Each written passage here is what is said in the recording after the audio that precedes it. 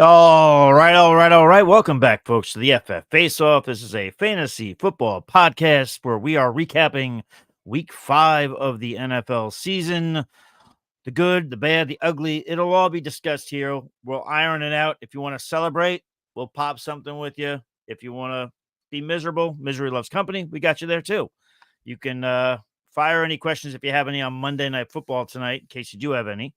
And also super chats are welcomed if you need any questions answered. But yeah, follow the show at FF Faceoff on X. Go to fffaceoff.com for all of your fantasy football, NFL sports betting needs. Last but not least, if you're one of the beautiful people watching on the YouTube, we appreciate you. Help us out a ton by taking a second out of your time and just hit that like button. Dare I say, hit the subscribe button. And for your benefit, hit the bell icon so you'll be notified every single time we go live. My name is Michael Hoff. You can follow me on X at the FF Realist. I'm joined by the ever wonderful, ever handsome, ever savvy, ever sexy Anthony Servino. All right. Yeah, I'm just feeding you compliments, buddy. Thank you. Anthony can be followed the real NFL guru. Anthony, you really aren't that sexy, but how are you, buddy? Doing good. All right. Exciting weekend of football behind us. Surprising win out of Dallas when I thought they were going to get their asses kicked last night, although that game went a little too long, started a little bit too late, but overall happy to be here. Yeah. Listen, our resident troll is here. He asked the question. I knew he would be in here at some point because he never comes here. He never comes in here after a Niner win, but when it's a Niner loss, he's here as soon as the red light goes on. I mean, as a Dolphins fan, right, mind you, he doesn't care. He just wants to throw stones when the team loses. Like, for example, when the Mets win, he's in witness protection. When they lose, he's the first guy to text me. Anyway, our resident troll wants to know, what is your level of concern on the 49ers? Colin Cowherd says they're old and window is closed. Now, the reason why he brings up Colin Cowherd is because he knows I hate Colin Cowherd. He thinks that's going to trigger me. That doesn't trigger me, ATL, because I think that Colin Cowherd's a bag of shit who just knows how to make content by saying, hot topic things, and that's his gig, and he gets paid well for it. Good for him. My State of the Union on the 49ers. We've started the year slow, actually, more than people think, several times. Yes. Even last year, we had some rough losses, but we found a way to rebound. Now, we've got the injuries. Moody's a problem. And then he says, I'm not trying to trigger you. It's Anthony's boy. You're doing both, you dick. Anyway, but the biggest thing for me with the Niners is the Niners need Robert Saleh to get fired from the Jets, and he's got to come back and be our defensive coordinator because our defensive schemes, our coverages, they are not the best. And it's our defense, which was already showing some warts, is now showing more warts. So I do think we turn it around. I do think we make the playoffs. I do think we beat Seattle on Thursday night, in Seattle, by the way. But yeah, so I think we turn it around. But that is, I'm going to give a quick answer as possible because I don't want to irritate Anthony. But I ultimately think the Niners will be fine because they play in the NFC. Anthony, did you want to just, because you and I chatted this morning on the train, on my train ride in, you did give me some words of wisdom on the Niners. Did you want to mention anything or do you want to move on? I mean, no, we actually talked about this on the reaction show I do with Jim Coventry on RotoWire about the 49ers and their window. I don't know if the window's closed per se. It's not closed. What I do think is you guys, and we're going to throw Dallas. Like Dallas and the 49ers, they've been winning, 12-plus games for how many years now in the regular season? Obviously, the 49ers more success in the postseason. Sure. You have to figure you're going to struggle at some point. And this season for both teams, it's been a rocky start. There's been a lot of player personnel and coaching personnel turnover, a lot of injuries for both teams, and they don't look like themselves. Especially, Dallas, they're regular season champions every year. 49ers, they look like the best team in football every year. There's some speed bumps now, but they do play in the NFC. There is some added competition. Like, I think Washington's really good, but in the playoffs, who are you taking to win a playoff game? Between the 49ers and Washington, between the 49ers and even Jordan Love right now, he looks like he needs to improve on a lot of his game with some of his decision-making. So, the 49ers, they're not going anywhere. Is the window going to close soon? Yes. Like, do you need to win a Super Bowl with the next 2 seasons? Yeah, probably. Yep. But it's not now. Yeah. The last thing I'll say, by the way, and then we'll end this, and then we will mercifully move on for me and Anthony's sake. 2021, Niners started 3-5. 2022, they started 4-6. Last year, they won their first 5 games, and then they went 1, 2, 3, 4, 5. They won the first 5, then they lost 3 in a row. Then this year, they're 2-3. So while it sucks and it's annoying, this has happened before. And I told Anthony right in the third quarter, I said, this game's not going to end well. And it did not. So that's enough Niner talk for today. But to be fair, that wasn't a loss on the team. Like, you didn't have a field goal kicker. That changes how you plan a game. That changes when you go for it. Like that. I don't know. I'm just saying that wasn't. I'm just saying that doesn't omit us from any of the defensive problems that we have. Is all I'm saying. Yeah. Yes, I knew the moment it was 4th and 23, and we decided to go for it instead of a field goal. This is going to be a problem. Anyway, Debbie, the sweetheart, comes in and says, "Cowboys star." Well, and then she says, "Sorry, Michael, appreciate that. Niners will be fine." That they will. Thank you very much. Let me see this here. All right. Well, I'll tell you this. We're going to start after this week. We're going to start to structure these shows a little bit better, but only because Jared's such a close friend of the show. He says, "What's up, guys? Another wild week. 2 things. Should we deal Mason or hold? We should hold. And he's not a CMC owner. Is Etienne a buy low candidate?" And that's actually a good question as far as our reaction to week 1, because Anthony's going to put out a waiver wire video. Probably in the morning? I guess that should be dropping. Usually early, by 10 a.m. It's normally up and published. All right, so Anthony's going to have himself a waiver wire video out, and one of those players, spoiler alert, is going to be Tank Bigsby. So, Anthony, I'll say, is in terms of the Niners, I'll say I still think Mason is a hold for now, even if you're not a CMC owner. But Anthony, to the Etienne being a buy low candidate, what says you? So when it comes to Travis Etienne, I'm significantly worried about Travis Etienne. We know, and I've said it, I think we've all said it for years, that Doug Peterson likes to use multiple running backs dating back to Philadelphia. Yeah, it hasn't worked out in Jacksonville because the personnel wasn't there. Bigsby had a lot of hype last year, did not look good. Ernest Johnson's kind of just a guy. Bigsby last year was miserable. Bigsby this season, if you break down the numbers, he has actually led the team. He has outrushed Travis Etienne in 3 out of 5 games by a wide margin. Last week, for the first time, he got 1 more snap. Usually it's Etienne dominating snaps. Bigsby's getting his. Bigsby last week with a full workload, 14 touches, 129 yards, 2 touchdowns. Now, for what it's worth, good matchup. Travis Etienne also played well enough at least to get you double-digit PPR points. And again, he is dealing with some kind of a shoulder injury. But if you look at Etienne this year, every game under 14.8 PPR points. Bigsby now pops for 25.9. He looks like the more effective runner. If you look at the next few games, I don't know if Bigsby's going away. So, yes, you can buy low on Travis Etienne. I just don't know if you're going to be getting the Travis Etienne in the past where he was dominating touches. He's only getting 14.3 touches per game this year, which is fairly low. We paid 2nd-round draft capital. Maybe you might get more bust than boom. So, yes, he's buy low, but I would temper expectations as long as Tank Bigsby's healthy.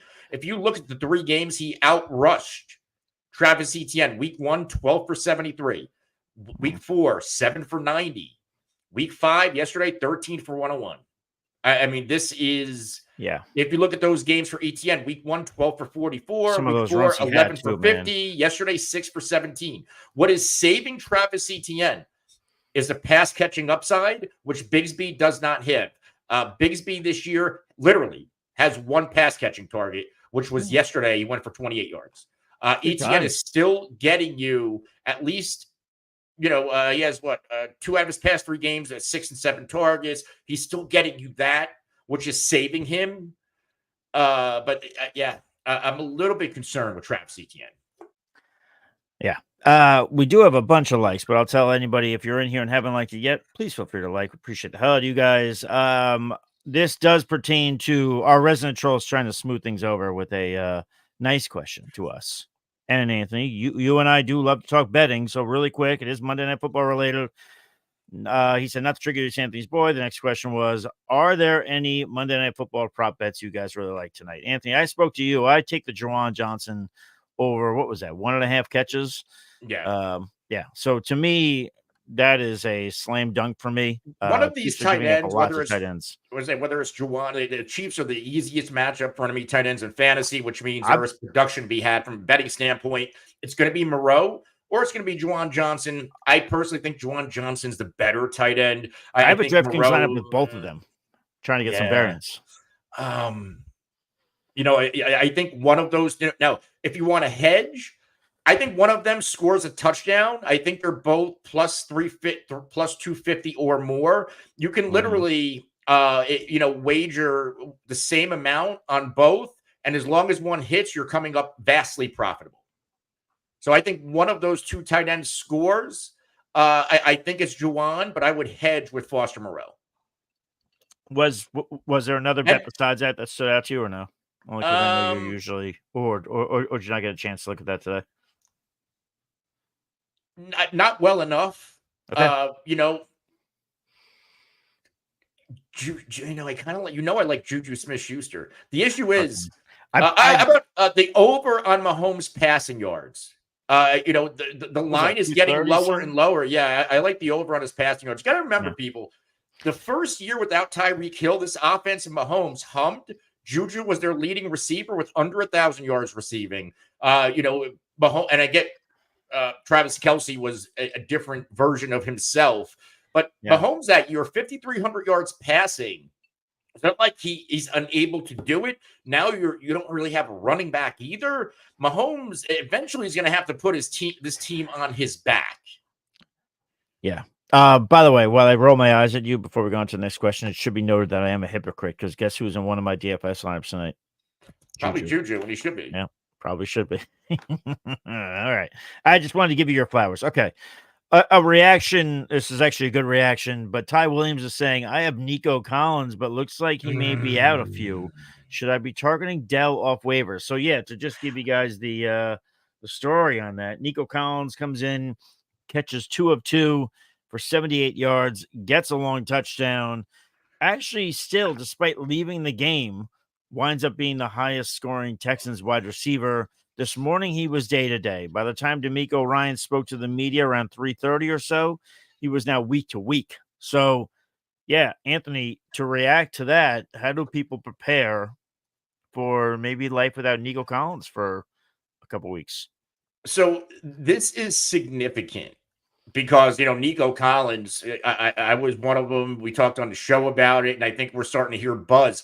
He's a top 5 wide receiver in the NFL, not fantasy. I believe he's one of the best wide receivers in the NFL. He reminds me a lot of Andre Johnson in his role. And what is his role? If you remember dating back, Andre Johnson, Kyle Shanahan was the OC, that big-bodied receiver. He could do a little bit of everything. That's what I see in Nico Collins. His role in this offense holds value. But and Jim Coventry brought this up. We talked about this earlier. Xavier Hutchinson, he's not going to go off like Nico Collins, but he has a similar body frame. He's going to step into that Nico role. I think he's going to have a high PPR floor. I just don't think he's going to give, Nico 6'4", 215, Hutchinson 6'3", 205. Very similar body type. I think he's going to still be the possession receiver. But Tank Dell now should see a slight enough increase in targets to where if he's getting playing time and he's getting more run, he's going to bring fantasy value. And the good thing, the next 4 out of 5 matchups on the calendar, depending on how long Nico Collins is out. New England, 21st against wide receivers. Green Bay, 24th. Indy, 25th. Jets are a little bit harder. They're 6th, and then Detroit 31st. So 4 of the next 5 matchups is going to be smash spots. If you need the deep sleeper, Xavier Hutchinson, if you're in a league like you with Tank Dell out there, I would go significantly high to pick him up in terms of fab. Here's an interesting question here coming up. Keep talking about reactions. At least some of these questions we appreciate you guys are actually geared towards reactions. So you're helping us steer the ship on this fine show today. But Albert wants to know, Albert's not even a friend of the show. He's like a family member. He's a very close cousin, like a cousin that's a brother. Albert wants to know, is Garrett Wilson a sell high? Garrett Wilson yesterday targeted 22 times, caught 13 of them, 101 yards and a touchdown. If you're in PPR formats and you're following the bouncing ball, that equates to 29.1 fantasy points. Anthony, you and I, this is a discussion you and I need to have too, because you and I were both very high on Aaron Rodgers. Aaron Rodgers did not look good yesterday. I bitch and moan about Anthony Richardson and his completion percentage. Guess what? Aaron Rodgers is not much better right now. At least not yesterday. Where do we go here? Are you somebody who's starting to panic on Aaron Rodgers, or can you understand someone who is, and therefore try and sell high off of a big week 5 from Garrett Wilson, or are you hanging on? Are we talking about Garrett Wilson or Aaron Rodgers here first? He's saying sell high in Garrett Wilson, and I'm saying that I personally think Aaron Rodgers at times is kind of, or the way this offense is constructed, be that as it may, it's hurting Garrett Wilson up until this week. So I'm saying, do you want to take a big week? And then basically the question is, are you buying into the first 4 weeks and saying that's the Jets? Or for Garrett Wilson personally, is it more like week 5? Well, 3 out of the first 4 weeks, San Francisco, Tennessee, Denver. San Francisco, 10th against wide receivers. Tennessee and Denver currently number 1 and 2. New England, he had his best game, 5-33-1. They're 21st. He had his and now he had Minnesota this week. They're 30th. So as great as Garrett Wilson is, he is going to struggle sometimes in the tough matchups when you're getting, L'Jarius Sneed, elite cover corner. Patrick Surtain, elite cover corner. Sneed's probably the one no one's talking about. Now Buffalo, Nico Collins made him look silly. I don't know if that secondary is as good as advertised, or did Buffalo just have some really cake matchups? He made him look silly on one play. Right, but we don't know what the rest of that game. Like, nobody was getting open on Buffalo. Sure. Okay. Fair. I am not yet ready to panic sell on Garrett Wilson unless you're getting a strong return. I don't know what that return is right now on Garrett Wilson. Like, what is a sell high going to get you back that is better than Garrett Wilson? Because he's getting the volume still. And I get Aaron Rodgers doesn't look like himself, but my what if is Devontae Adams. Devontae Adams, and Huff, you said this, and is going to help Garrett Wilson because the enemy defense, they're going to bracket Devontae Adams. They're going to put L'Jarius Sneed on Devontae Adams. And look what Lazard is doing. Lazard is eating up on the secondary coverage, on the nickel coverage. What do you think Garrett Wilson's going to do? Right. And I'm really buying into the thought process of Devontae's going to the Jets. I mean, especially after this loss, and this offense needs a spark. So I don't know if I'm selling yet. I don't think I am either, but I get why they're throwing the football. 42 and 54 attempts the past 2 games. Yeah. I mean, by the way, I do have a rant to go on about Anthony Richardson, or really his Anthony Richardson fans, but I won't do that just yet. I'll do it at some other point. Jimmy Fernandez over on the Facebook. We appreciate our Facebook people. He says, I'm looking for Worthy to put in some work tonight. It's time to see if he's the real deal or just another Kadarius Toney. Wow. That's some steep shit you're putting out there. I mean, I like Worthy. I've already mentioned multiple times I'm playing DraftKings tonight, yada, yada, yada. He isn't one of my lineups, but to me, the expectation here with Toney is he's going to either do nothing or he's going to do a lot with a little.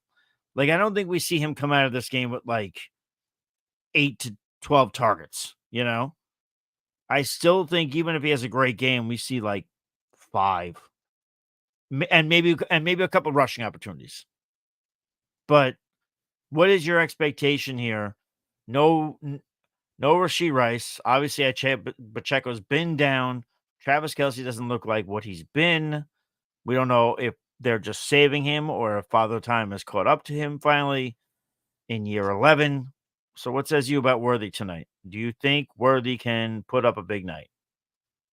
I'm tempering expectations for the moment because what are you saving these guys for? It's not like there's no more Rice, there's no Pacheco. Like you need these guys to go now.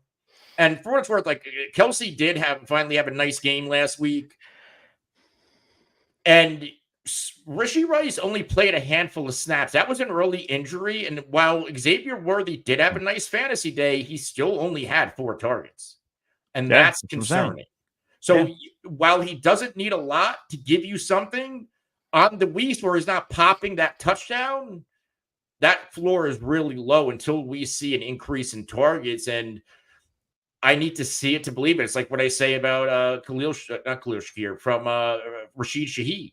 He finally got that volume last week, but normally he's a big play, touchdown dependent wide receiver. And that's what Xavier Worthy is right now until we see otherwise. And maybe it's a trust thing with Patrick Mahomes. Sure, could be. Yeah, that could be something. All right, here's something we're gonna roll into our reactions, and it's actually something that stems from our show yesterday, which I got to do a little walk of shame on. Zach Linton says Stevenson still the number 1, baby. So, not great for me. We got 19.2 PPR points from Ramondre Stevenson, and when you watched this live show yesterday with our fantasy football Q&A, I said sit Ram almost everywhere, and that got shoved up my ass rather hard. Anthony, what do you take away from this? I think the biggest thing, we did not see a fumble from Ramondre this week. We did see, listen, Gibson he's starting to get more and more work. He got 6 rushing attempts. He got 1 target as opposed to Ramondre's 12 attempts, 4 targets. This offense, we get it. The offense is not sexy, but people are still going to look to Ramondre. So are the fumbles behind him now, or is it something to keep an eye on? I hope so, but like he's fumbled outside of yesterday in every single game, and then in the past 2 leading up to yesterday, he lost the fumbles. And that was the thing. That was something that Steve D'Angelo brought up on this show. Was just because they're benching him and they're saying Gibson is the starter, does that mean 1 play? Does that mean 1 series? Does that mean the game? And when he said that, I remembered situations where, they said Zeke was going to be the starter in Dallas. Yeah, he might start the game. He might get the first snap with Dak Prescott. He might get the first carry. But Rico Dowdle's the guy. And for what it's worth, towards the end of the week, D'Amico Ryans did say Ramondre Stevenson will play. It's not like you said, okay, like he's going to literally sit the bench the whole time. No, he's going to still play. He needs to correct his issue. So that triggered me to be like, all right, let me temper expectations on Antonio Gibson. I think Ramondre is going to get every opportunity still. So, all right, let's go here. And it could have went the other way, by the way. Like, it's not like I'm a genius. It's just you got to kind of think of all of the ranges of outcomes. And when we've seen these benchings before, what are the other scenarios? How do they fall out? And really, you got to just diagnose and hope to give the best educated guess. I'm just saying it's okay to take a victory lap every now or again. That's all I'm saying, buddy. You take that victory lap, it's fine. You can have it for 1 week. Doesn't mean you're doing that every week. All right, let's do it this way. Let's shift away from some of these questions that we have. What is something that really stood out to you from week 5? It could be from Thursday night. It could be obviously everything we saw Sunday. What is something for you, fantasy football wise, that really stuck out to you? It's a hell of a question. Let's go with the obvious Jamar Chase, Joe Burrow. The game that they had, and granted, it was a great matchup. Baltimore secondary, you can get over on them. And historically, Joe Burrow plays well in these matchups. Like, these are high-scoring matchups. But to see Burrow go out there, they're depending on where you play fantasy, 39.7 fantasy points. Jamar Chase over 44. I know T. Higgins had himself a game too. Bengals offense is fantasy football league winning caliber. I know a couple of years ago when I was partnered with Billy Muzio and we took down the FFPC best ball, had Chase, Higgins, and Joe Burrow. Billy Muzio, good dude. And I think if we get a healthy version of Burrow and this wide receiver duo, I mean, if you want a quarterback, maybe you're a Patrick Mahomes manager, maybe you're panicking about Josh Allen, and you should be. I would try to get Joe Burrow because a healthy Joe Burrow in this offense, I get the matchups in the playoffs aren't great, but like sometimes when you have so much talent at your disposal, the matchups don't matter. And I think we could be seeing that. Like I get the Bengals playoff schedule. You get Tennessee in week 15, you get Denver in the fantasy football championship. But are those defense like L'Jarius Sneed and Patrick Surtain? They can't cover Chase. They can't cover everybody. Yeah. Chase Brown looks like really good running back right now after a slow start. So I'm just saying, like, I don't know if this is, I wouldn't extend myself to go buy low on Joe Burrow because that playoff matchup, like they even get the Chargers in week 11. They're third. Like, so it's a tough run at the end, but like, is that not a better or at least a similar gamble as Mahomes right now? Like, or Josh Allen, who has under 16 fantasy points in 3 out of 5 games. It's crazy. And then I want to go to a question because you mentioned a point that actually kind of coincides a little bit with what you were saying. I do think it's absolutely wild. Like when I was going to pick my DraftKings lineup tonight and I was looking at Pat Mahomes, at least in DraftKings, he hasn't had a game yet with 20 points yet this year. It's crazy. It's crazy. But Anthony, I have a surprise for you. Get the sound drop ready. Because Whistledick is here, buddy. Your favorite. Oh, your favorite guest of the program. I gotta find the sound drop. Now you gotta find it. Go ahead. There he is. All right. So, oh wow, very nice. It goes the other way. It goes both ways. It's a two-way. What comes up must go down. It's a two-way dick. It's true and all. Okay. There we go. All right. So anyway, but he does say, Anthony, this is we need the old Vince McMahon laugh sound drop. Remember that one? I'll find it. So anyway, he says the Chase Brown takeover is underway. I mean, I will just say yesterday, Zach Moss did go down with what we thought was going to be a bad ankle injury. They said it's not bad. He's going to be okay. But Anthony, this is now, I mean, Chase Brown had a really good game last week. He had a good game this week. Moss put together some numbers, some fantasy numbers. What says you here? Is this backfield going to be a tug of war all year, or do you think one of these backs emerges? And is it going to be Whistledick's boy, Chase Brown? What says you? I don't know if there's going to be a situation where one emerges. Now, because I was more in on Brown, less in on Moss. I thought Moss was going to be fool's gold, and he's been everything but. But in the past 2 games, we were seeing more Chase Brown. Double-digit PPR points, at least 14.4 in each of the past 2. He has a touchdown in 2 straight games. Zach Moss, on the other hand, he's still playing well in his own right. 3 out of 5 games with at least 14. The snap shares are relatively close. Now, what is a little bit concerning, we have to note, there's an ankle injury to Zach Moss. They're saying it's minor, but we don't know. Remember Joe Mixon, that was supposed to be minor too. Initially, Joe Mixon hasn't played since week 1 or week 2, whenever you got this. So we need to monitor that. But I do see there's enough touches for both of these running backs to thrive. Even though Chase Brown, he only had 11 touches, he still got 8.2 PPR points. And a big reason why, and this is a little wild to me, is that we thought Chase Brown was the superior receiver. And he might be. He has at least 3 targets in all but 1 game. But Zach Moss has at least 4 targets in all but one game. 4, Yeah. 4, 4, 1, and 6. Yeah, his target percentage is still there. So, like, it just looks like this is a true timeshare. And the good thing, this Cincy offense is so good, where I think both of these running backs, as long as Chase Brown is getting this workload, can be used in fantasy. But I think they kind of cannibalize each other, where instead of RB2s, you probably have 2 flex plays. The one thing I was just looking at here, week 1, Zach Moss had 55% of the rushing attempts. Week 2, he had 56. Week 3, he had 60. Week 4, he had 48. And then week 5, even though we know he dealt with a bit of an injury, he had 39.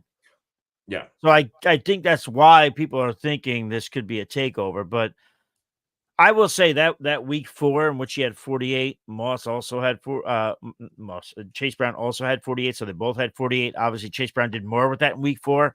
I agree with Anthony. I think these guys both cannibalize each other. I don't think we ever see one completely take over the other, not unless there's a significant injury. But if there is a significant injury, and if you have the running back who's not injured, not that we prey on injuries, but that's plus for you.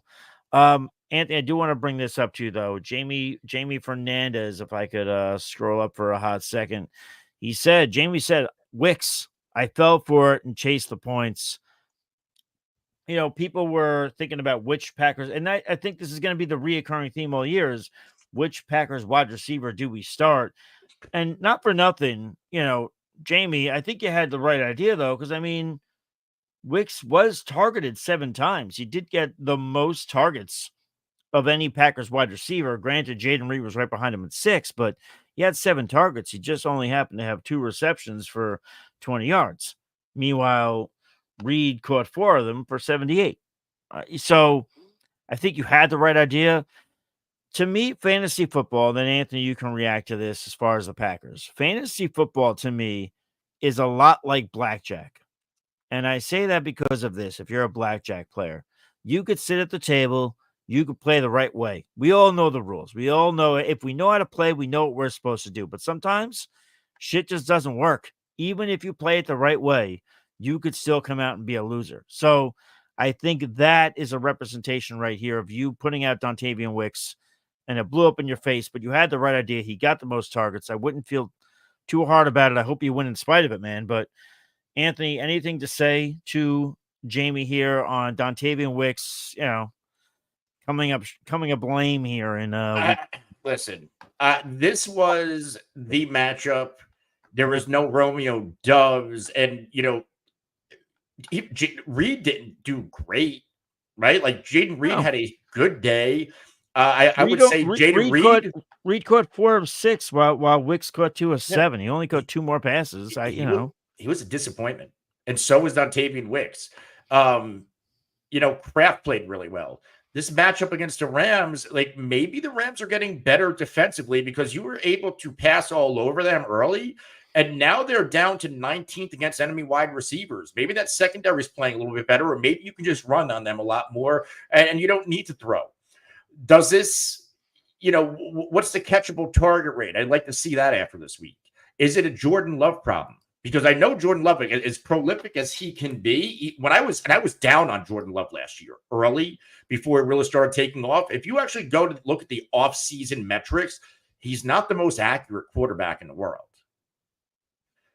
So I don't know. I think a lot of this can be, maybe it's on Love, maybe it's on the Rams, but this should have been a smash spot for Wicks and Reed, and especially Dontayvion Wicks, because there was no Romeo Doubs. There was not a lot of competition at the wide receiver position. So, and overall, this was a disappointing outing. And for what it's worth, the Green Bay Packers, Jordan Love, 34 pass attempts week 1, 54 week 4, only 26 last week. And Love, 57% of his passes, 224 yards, 2 touchdowns and a pick.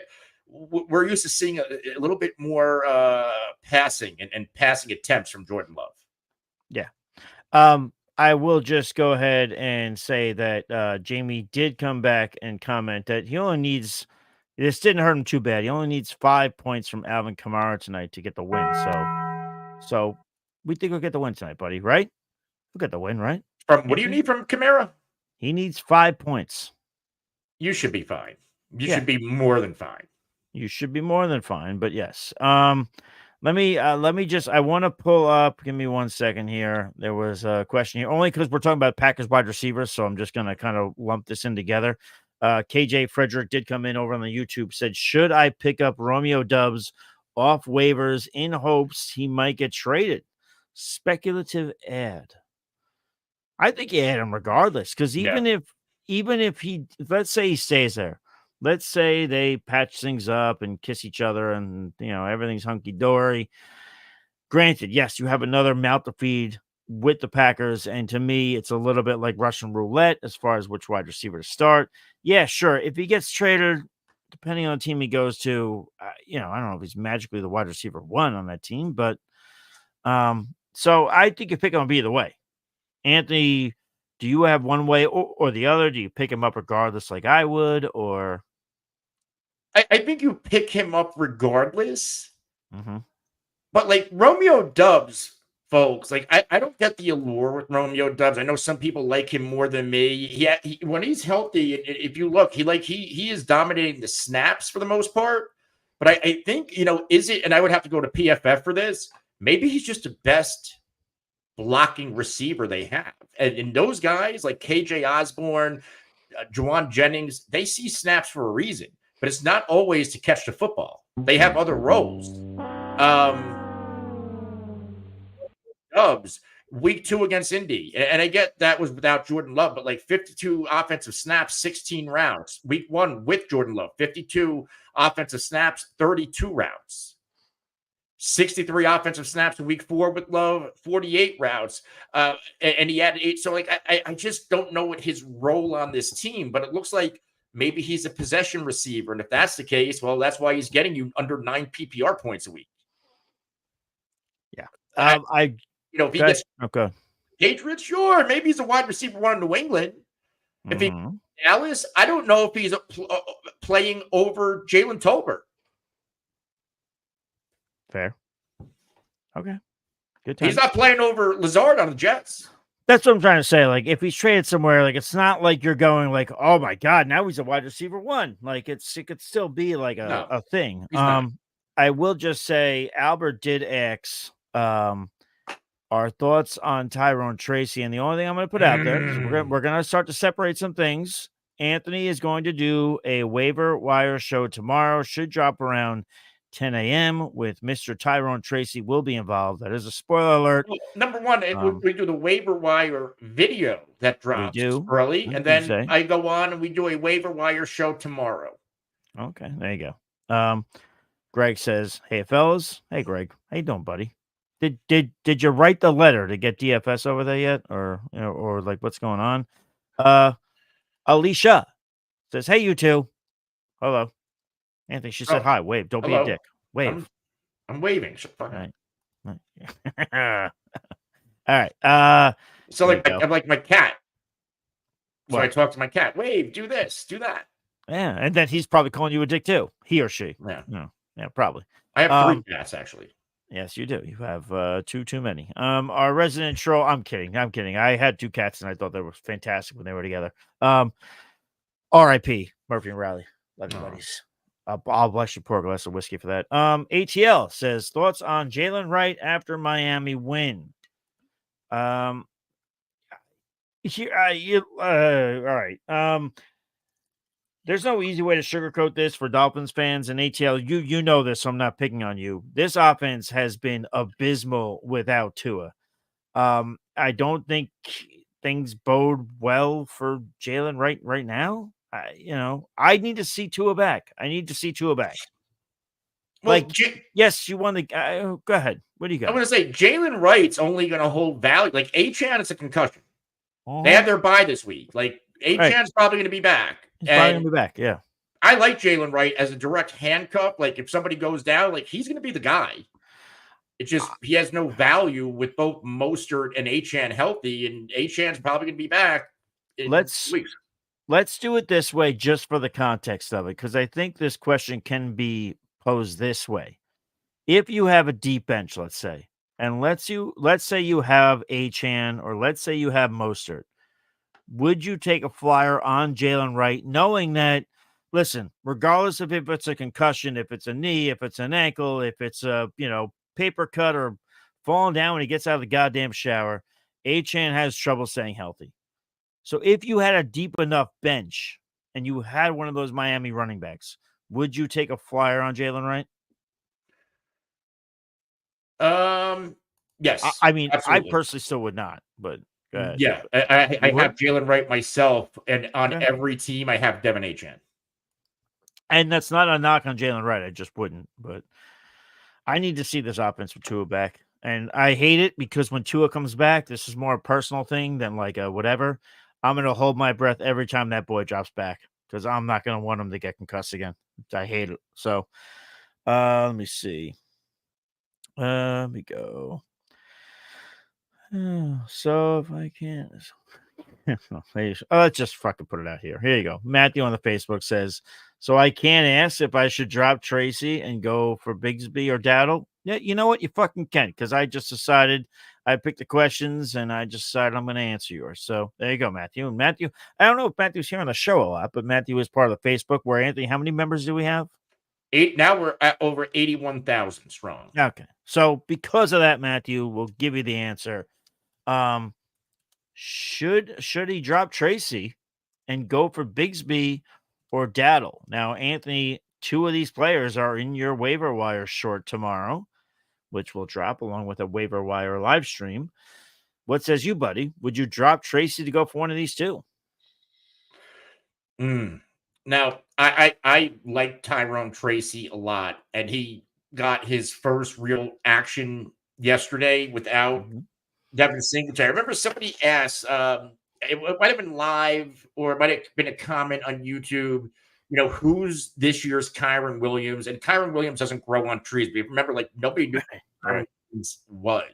And Yes. I like Bucky Irving had some rumors because of Rashad White's inefficiency, Blake Corum because of the potential injury issues with Kyren Williams, Ray Davis because of, do they want to get him work over Cook? The one that stuck out to me was Tracey. He's a converted wide receiver, played really well in college. And Devin Singletary, like, he's a good back. He's not good enough to hold off talent if Tyrone Tracey could play well. And I think Tyrone Tracey might play himself into a legitimate role with how efficiently he ran. It wasn't like he was running efficiently because Malik Neighbors was there, right? Like, that offense knew, hey, this is Wandale. It's going to be Tyrone Tracey. Let's shut them down. Seattle couldn't do it. So I might hold on to Tyrone Tracey. The only player I might drop him for is Bigsby. That's what I was going to say. That was going to be my answer. I would have done it for Bigsby. But as far as Rico Dowdle, like, Dowdle had a terrific game in the toughest matchup he faced. I don't know how Dallas got a ground game going. I don't know, but like, this is now a couple games in a row. Dowdle, I think he had a receiving touchdown 2 games in a row. He's clearly the number 1 running back in Dallas, but how much value does that have because of how poor this running game has been to open the year? What is promising is that Pittsburgh is arguably a top 3, top 5 defense in the NFL, but it's still, I just don't know when is Rico is he gonna keep doing this, or is he gonna fall back into what we saw the first 3 weeks? Right. I'm only going to pose this question to you, and then I'm going to jump on my soapbox for one of my fantasy football reactions for week 5, but only because it is Dallas related. And I'm going to pull it up here. I'll tell you guys, if you ever want to chat answer it and we don't get to it, send in a super chat. We got you covered. But KJ Frederick is coming in from over in the YouTube. Is Tolbert a wide receiver 3 or a flex for the rest of the season? Anthony, this is a full point per reception league, which with a lot of exclamation told me that's what you do now. PPR. I never liked half point, by the way. I always did half point because I thought you wanted to talk half point. No, I always thought you liked it, so I just let it go. It's good that we had communication after what? How many fucking years? This is good. That's good. That's promising. Anyway, all right. Lack of communication. I let it's like, what's the point of half? You're either going to do it all the way, or don't do it at all. I don't like this middle shit. Soft porn or fucking real deal. Yes. Or choking. Easy. Well, easy. No. This is where you and I go. We're two cars going this way. I'm fine just having the fun. I don't need to choke. Anyway, I don't need to be choked or choke someone. That being said, all right, fine. We'll go full point per reception from now on. I do that because I love DraftKings. That's why I do DraftKings. PPR. But anyway, all right, serious question. Let's get back to it. Is Tolbert a wide receiver 3 or a flex for the rest of the season, Anthony? Yes or no? Certainly a flex. Now, I think going into 2 weeks ago, I did a video, Jalen Tolbert, stash him now. I like telling people get ahead of the market on certain players because it wasn't just yesterday. If you pay attention, Jalen Tolbert weeks 2 and 3 had at least 13.2 PPR points, and he's getting snaps. For the season, 40, 56, 54, 35 against the Giants, and then 67 last night against Pittsburgh. He was always in the mix with CeeDee Lamb and Brandon Cooks when it comes to snap share. Target-wise, he only had one game, however, where he had 9 targets in week 2, and then last night, 10. So he's flash. What I told people, why did I like Jalen Tolbert so much? Because I drafted him a lot in the FFPC and a lot in best ball. The reason why, CeeDee Lamb was a holdout. He did not show up till a week before the season. Brandon Cooks, remember, missed some time in August. Who was working as Dak Prescott's number 1 receiver? Jalen Tolbert. And we saw that when Dak Prescott and Jake Ferguson last year had the all offseason together because Dalton Schultz went to Houston. Look what like when Dak works with the guy, it seems like really good things come out of it. And Jalen Tolbert looks good. He looked good in camp. He looks good in any opportunity he's had this season. And now he's a full-time player. In his first game as a full-time player in one of the toughest matchups on paper. Jalen Tolbert, he outperformed CeeDee Lamb, 7 for 10, 87 and a touchdown. And now you get Detroit. And then coming out of the bye, San Francisco is obviously a tough matchup. But then Atlanta, Philly, there's some really nice matchups, some playoff matchups. And let me tell you something. I get Cooks should be back. I don't know if Brandon Cooks comes back as a number 2 wide receiver in Dallas by the time the fantasy playoffs happen. But fantasy playoff-wise, Cincy, Carolina, Tampa, Philly, and if you're playing in Week 18 still, which you shouldn't, Washington. So that playoff schedule for Dallas wide receivers, absolute smash spots. And like I said, I don't know if Brandon Cooks comes off on IR. He's probably the number 3 wide receiver. So yes, he is Jalen Tolbert as a full-time player is a flex play every week. And there's enough volume, even if he's a 3. They throw the hell out of the football in Dallas. There's enough volume to go around to make Jalen Tolbert relevant. So, all right, here you go. I'm going to go on my soapbox here, Anthony, real quick. But it is a reaction for week 5. And that reaction is going to be that we saw among the quarterbacks who scored well this week, who was one of the quarterbacks who scored one of the best? 4th in points was Mr. Joe Flacco. Completed 33 of 44 passes, 359 yards, 3 touchdowns. FYI, this soapbox is probably going to have a couple expletives, so just kind of roll with it. Right now, the 4th best quarterback on the week. Shane Steichen came in and said, when Anthony Richardson's healthy, he is our quarterback. I get it. It's wrong, but I get it.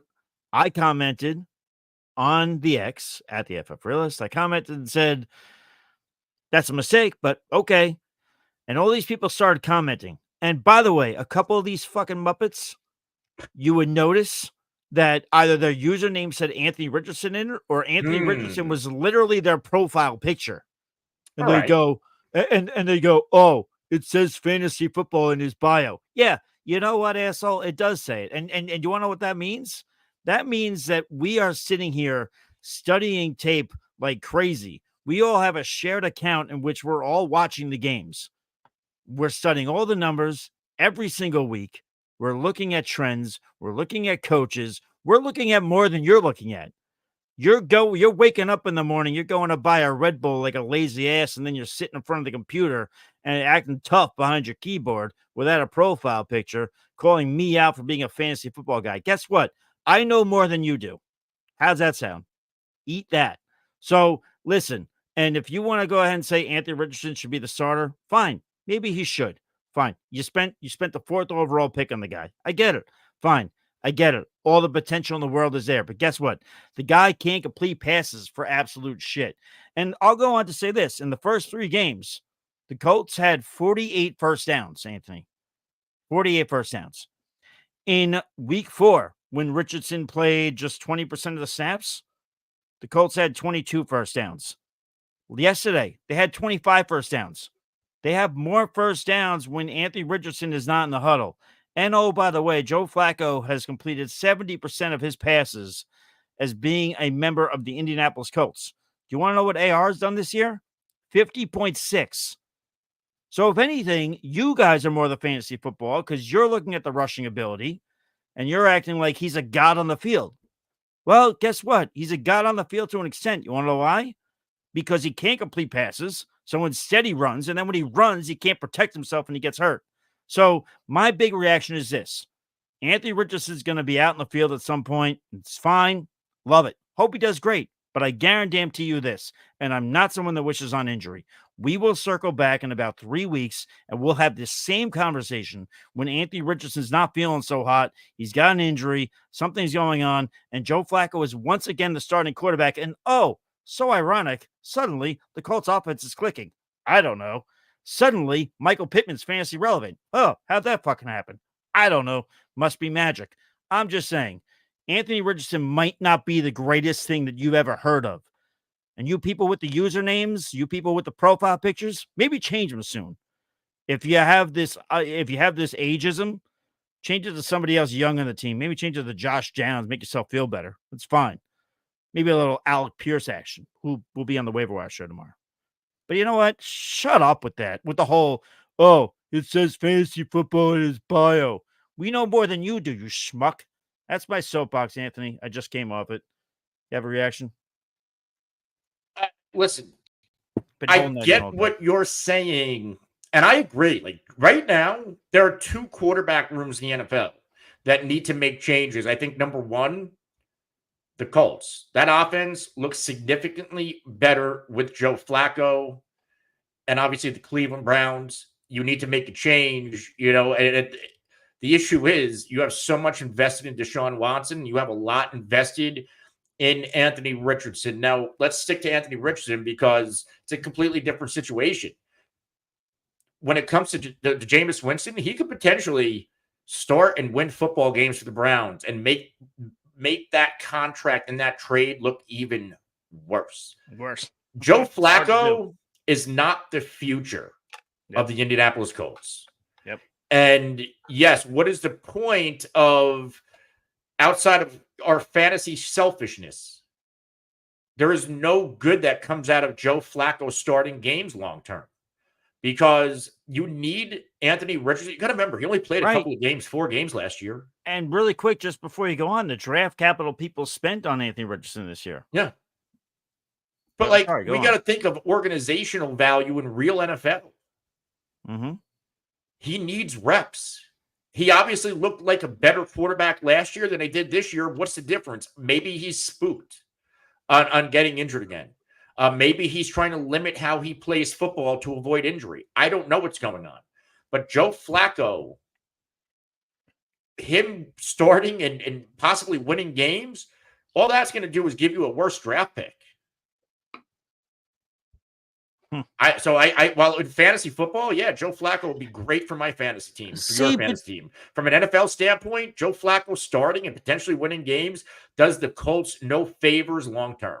Okay, but here's the deal, and this is what some people were commenting, which is kind of what you're kind of alluding to. So let's bounce down this bouncing ball here. Some people are saying, well, because I'm saying they should give Anthony Richardson some time. Let him learn how to protect himself. Let him learn how to, I don't know, maybe have a better completion percentage.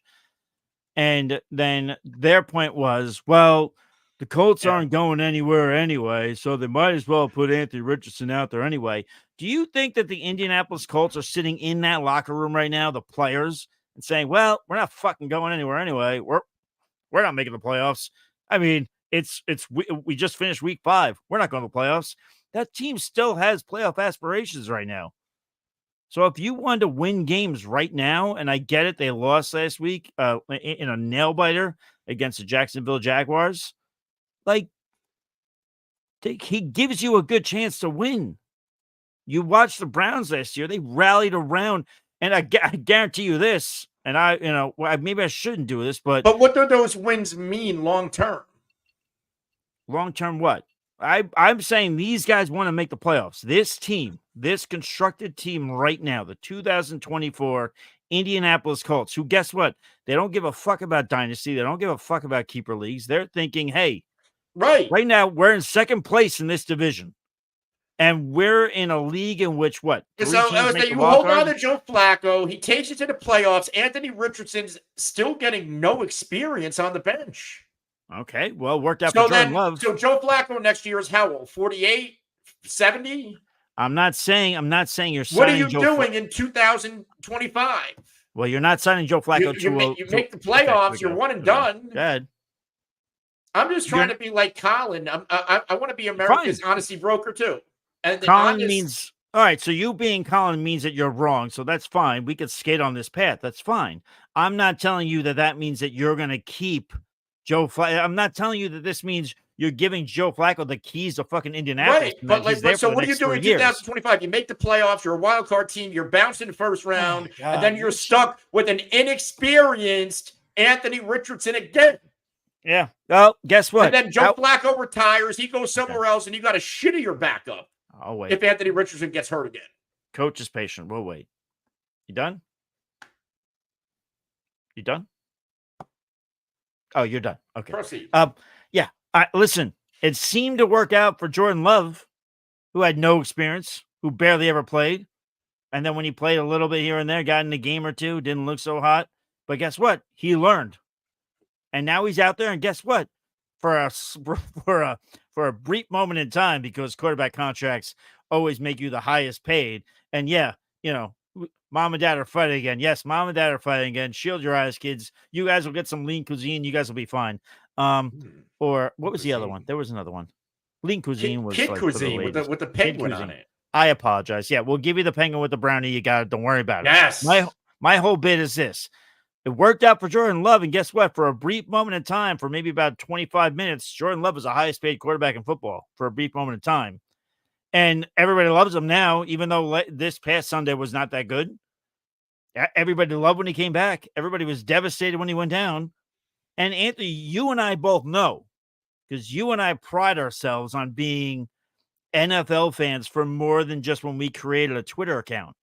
You and I have lived in worlds in which quarterbacks were drafted and did not play right away and sat for years. Steve Young, in my opinion, the greatest left-handed quarterback of all time, in my opinion. If he's not number 1, he's number 2 or number 3. Anyway, to rope in the 49ers. It just happened, motherfucker. Anyway, that being said, that guy sat forever. And he didn't even get drafted by the Niners. He started with the Buccaneers. My point being is this. We have seen worlds in which quarterbacks sit and then they play well. Now it's become such a rarity. The only thing I can point to is a Jordan Love. And I'm not even saying to you that you got to sit Anthony Richardson for, the next 3 years. I'm saying let the kid learn how to, first things first, let him learn how to protect himself. Because if he's going to run the ball and if he's going to get hurt, guess what, guys? And this is what I said to everybody in the chat. We're going to be here in 3 weeks anyway. Yeah, Mike is cooking. No, I was cooking the guys on Twitter is what he was getting at. Catch up on the chats, Anthony, will you? Right.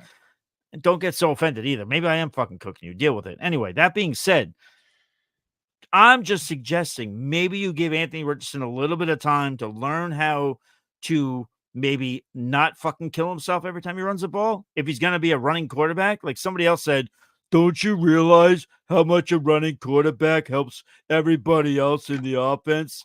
Yes, I realize that. But do I also realize that it doesn't help when that running quarterback injures himself on every other play because he doesn't know how to get tackled? Yeah, that's a problem.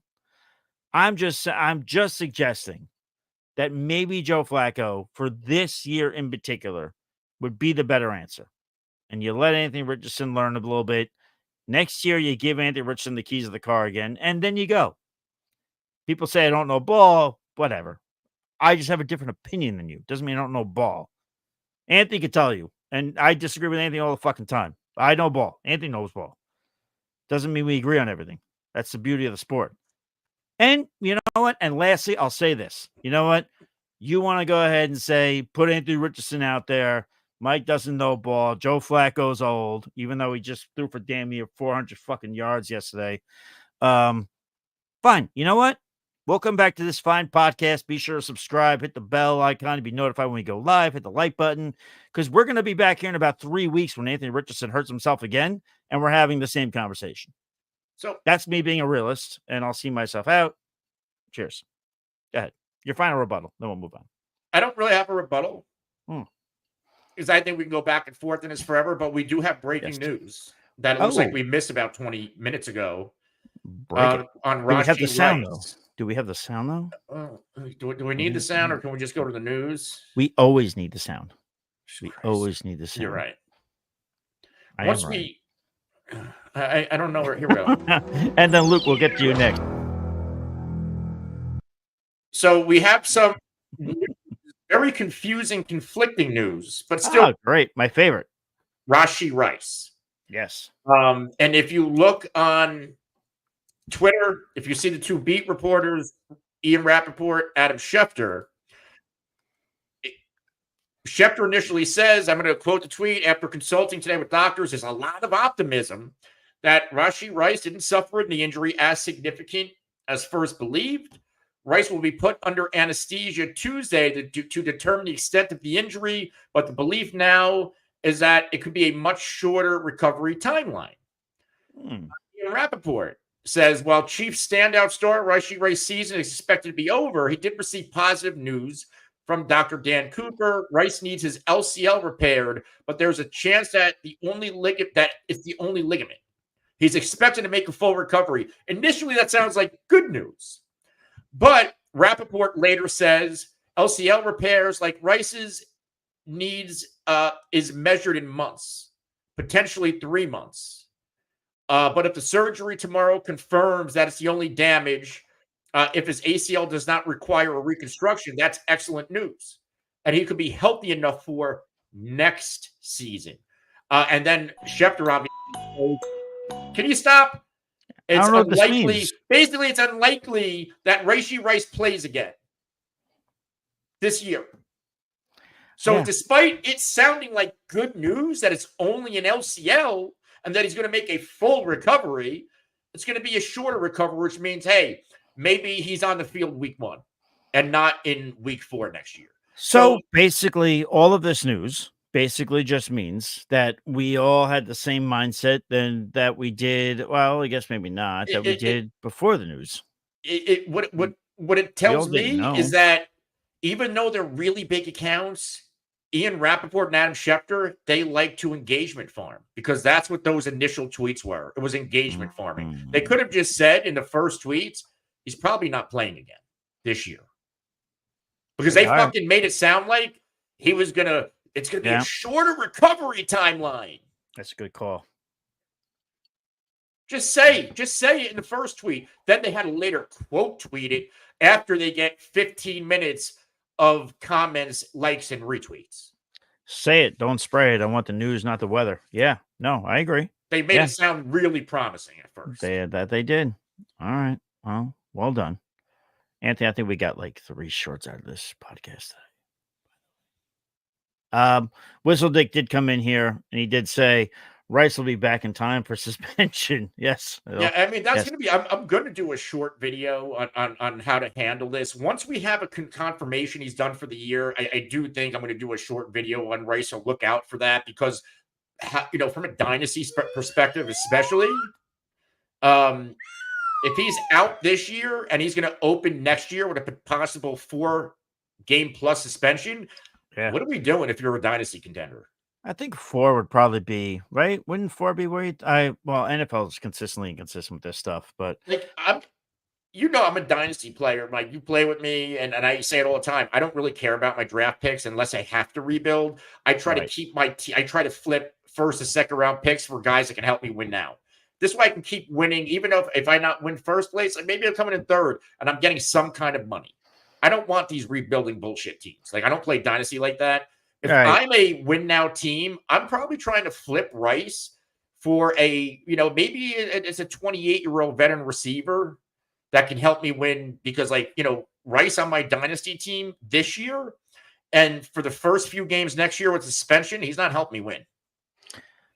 So only could this made me laugh out loud because we just got done with our heated Anthony Richardson thing and the whole Rashee Rice and you yelling at me to shut up. This made me laugh because I saw it in the comments. Luke said, Anthony, look at this headline. Yo, my team sucks. Can I get some advice? Okay. So you made me laugh. So we'll do this. We normally don't do this on a reaction show, but we'll do it, Luke. We got you. So Luke comes in, Anthony. He says, I have Jaden Daniels, Bijan Robinson, David Montgomery, Kareem Hunt, MHJ, Marvin Harrison Jr., that is, Michael Pittman, Jalen Waddle, Sam Laporta, Deontay Johnson, Darnell Mooney, my man, Pots and Pans, Lad McConkey, Xavier Worthy, Tucker Kraft, and Mahomes. He's 1-4. It's a PPR league. He usually he goes 1 QB, 2 running backs, 2 wide receivers, a flex, and a tight end. I would say right away, Pat Mahomes has let you down, but Jaden Daniels has helped set you free-ish in a way, even though you're 1-4. Anthony, what does he do here? I mean, I've talked to you about this off air, and then you can give your answer. Yeah, like for as much conversation as we had this summer about the top 3 backs, which were Christian McCaffrey, Bijan Robinson, Breece Hall, whatever order you wanted to put them in, for a variety of reasons, they are all coming up very much lame for what you spent on them. Yeah. I just wanted to kind of put that out there. But Anthony, man, what says you here? What do you do in this particular scenario? You're 1-4. Season's not over yet, even though Colts fans think the season would be over if they had Joe Flacco in there, and that means that they're idiots. What do you do here in this particular scenario? So, yeah, you are in a situation, especially with Bijan Robinson, and I'm in a similar situation. I have Breece Hall too. Like, there's a lot of guys who are very disappointing. And it seems like, and I'll put myself out there. If you have one, you have more than one. I have a couple of teams. I have a team with AJ Brown, Rashee Rice, Puka Nacua. So it's like, it's just how you seem like. I think it has to do with ADP and where these players are falling to you. Sure. I think it needs. This is not a running back. No, this isn't a 1-4 roster, right? But unfortunately, like, I do see some of these players turning around. But by that time, your season might be over. So you need to react, make a move now. I would see what Worthy does tonight. If Worthy happens to pop, I think he's a prime sell high. And I get it. He's hard to move, but volume is still an issue. I might try to sell off. How to move. I might try to, there are some people out there where they're name buyers. Sam Laporta is still a name. You have Tucker Kraft. I don't think that role in this offense is going away. I would probably try to flip Sam Laporta because at least Kraft is giving you production now. I wouldn't flip Kraft and sell high on him and still not know if Sam Laporta is coming off the bye and is he in that same role or getting volume. Like, these are some of the moves I'm making now. I think you need to keep Harrison Jr. I think you can't really move Bijan because he's a buy low. You're not going to get value back. Mooney, I think, is a player who's going to help you win now. So who would you move then? Probably Sam Laporta, maybe Xavier Worthy, especially if Worthy has a good game tonight. Yeah. Sam Laporta on pure name value, because out of all your guys, Laporta is the one, like, people are looking for that buy low tight end or that, hey, like, Laporta, he's going to get back on track eventually. You can't say the same about Waddle because of the quarterback situation. Pittman, because of the quarterbacks. I mean, Pittman scored yesterday, but Downs is clearly the target guy with Joe Flacco right now. So just to give a little more context. I mean, you gave a great answer, but just to give a little more context, let's just say Worthy doesn't have a great game tonight. Let's say it's like, sophomore, and he catches 2 of 2 for like 72 yards, no touchdown. Which seems like an Xavier worthy line. Then if you had to pick somebody else besides, you're picking Laporta regardless. Oh, and by the way, you have Jaden Daniels and Mahomes? Yes, he does. I don't know. You see, but at that point with Mahomes, because I said this to you, and like I know where you're going. I mean, Mahomes hasn't had a 20-point game yet. I mean, what if it comes tonight? What you're hoping, your best case scenario, Luke, you better hope Mahomes goes for 303 and Worthy goes for 102, and you fucking sell really high. Yes, you do. That you do. You say he's back. Because your first reaction is, why would I do that? The Chiefs are back. It could be a one-off. And you have Jaden Daniels. So basically we're saying enjoy Monday Night Football tonight and root for the Chiefs. And really hope. Really hope. Really hope. Really hope. Should we say really hope again? Yeah, really hope. Really hope. And Zach, I get it. Trade Mahomes. You can't trade Mahomes right now. More importantly, look at Zach's previous comment. Yeah. Said, I love this fucking show. Well, we love it. You fucking love it, buddy. And we hope everybody else does. And we implore everybody that if you do, please like the show, subscribe, hit the bell icon every time we go. You'll be notified every time we go live. Anthony, we're at an hour and 11 minutes. Yeah, let's wrap up. I just want to give this guy a little bit more due diligence. Like, give it to him. I'm trying to look for somebody like, buy low guys. Like, I was talking about Jalen Tolbert. Like, Jalen Tolbert is a potential guy that you could start every week in this high. I'm not saying I'm a Cowboys fan. I'm saying it because, like, there's legitimate value in Jalen Tolbert. Can you flip Sam Laporta and get, like, Jake Ferguson and an upgrade somewhere else? Because it's Sam Laporta. And people still view Jake Ferguson as, like, just a guy because he doesn't come with a lot of hype. He just gets his job done. Yeah. Like, you need to be savvy here. Yeah. Luke, in response to our Chiefs talk, said, I'll be back soon. Mahomes gotta will Juju and Justin Watson. He gotta hit them. Yes. And you gotta hit them both in the end zone a couple of times tonight. Yeah. We'll see what happens. So, Coach says we're killing it, fellas. So we'll just end it with this since he says we're killing it, fellas. Charm always works on me. I don't mind it. Bijan, Jacobs, Connor, keep 2, trade 1. Who would you trade? Going on what we always say, context is key. Oh my God. I see. To me, this is why context is key. Because let's just say hypothetically, Coach, you're lacking at wide receiver. Let's say you really need a big pop at wide receiver. I might say trade Bijan because he's not giving you a lot. I just mentioned it earlier. Well, of the 3 running backs at the top of everyone's draft board over the summer, all 3 of them are underperforming. And yes, maybe Bijan could turn around. Maybe Thursday Night Football against the Buccaneers was a sign of life for the Falcons offense. Maybe it was, even though it wasn't for Bijan. So that's why context is key. If you really need a top-tier wide receiver, I would say maybe trade Bijan. But if not that, I would probably go with trading Connor. Jacobs is the guy I'd probably keep. Well, no, you can push back, Anthony. I don't mind. I'm not married to that opinion. I'm just saying Jacobs is Jacobs is probably the middleman I would keep. But you could speak on it. Yeah. I mean, what says you? I mean, I'm not the only person on this show. Tell me I'm wrong. It's fine. I just don't know if you're going to get market value for Bijan right now. And that's my biggest issue is when we're selling off guys, like recency bias with the way Algiers getting some run. Like, I think eventually they're going to get things right with Bijan Robinson. And if they don't, like, I can't stomach moving a guy unless you're getting, true market value for a player, or at least like, and not selling high, but at least get what it's worth. And I don't know if you're going to get what Bijan's truly worth. Now, what I do want to look at is Josh Jacobs here. Josh Jacobs, when we look at Connor and Josh Jacobs, like very similar production this year. Sure. But Josh Jacobs, for some reason, like people see Josh Jacobs as this guy, this second coming, but he's like, well, I don't see that, but you can read on. Some people do. Some people love Josh Jacobs. Some people do. I'm just saying I don't. But go on.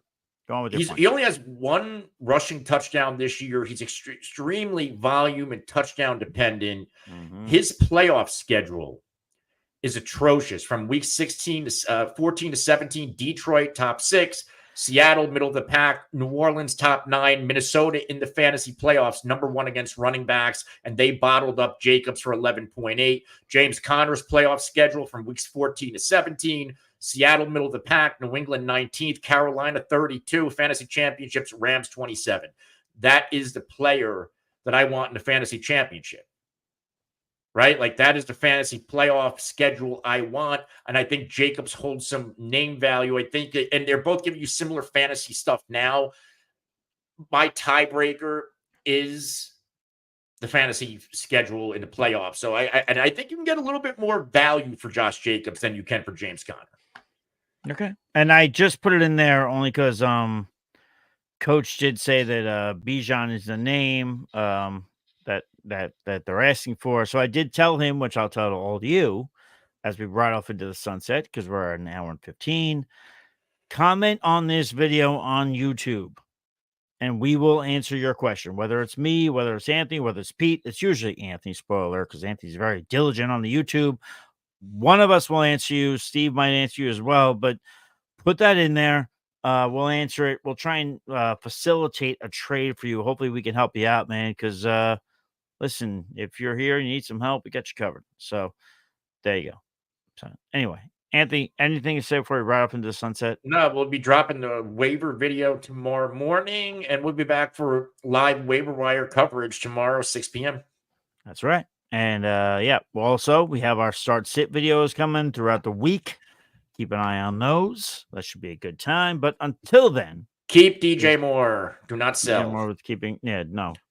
And, for context, go look at this, not even the playoff schedule, the Bears passing schedule and receiver schedule. Like Caleb and DJ Moore, guys, they're like rest of season. I think they only have like 2 tough matchups. Can I tell you one thing that fucking kills me? Can you just call him Caleb? What do I call him?